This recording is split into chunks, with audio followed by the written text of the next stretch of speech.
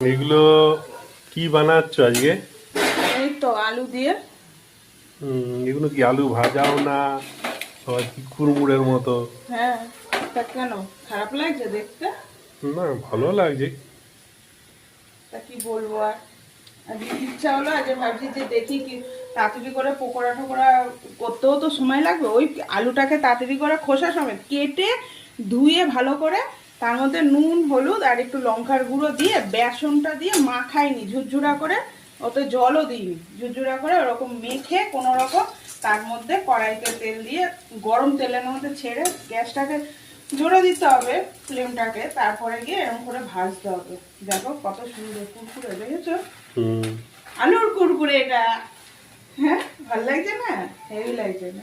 এটা খেয়ে দেখো। আলুর গুষ্টির পিন্ডি চটকানো হয়েছে। হ্যাঁ, আলু গুষ্টি খাও। এখন কেন চাপ দাও মুখে, তাহলে তো আওয়াজটা হলে মানুষও শুনতে পাবে। তার বেলা নেই, গুষ্টির পিন্ডি, গুষ্টির ষষ্ঠী নাকি সব কথা বলতেই থাকো শুধু, ওই করো তুমি।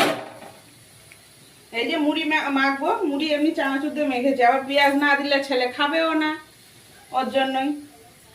কি আর করা আছে বলো, তাড়াহুড়া করছি সেই থেকে, যা পুড়েই যাচ্ছে, তোমার জন্য পুড়ে গেল।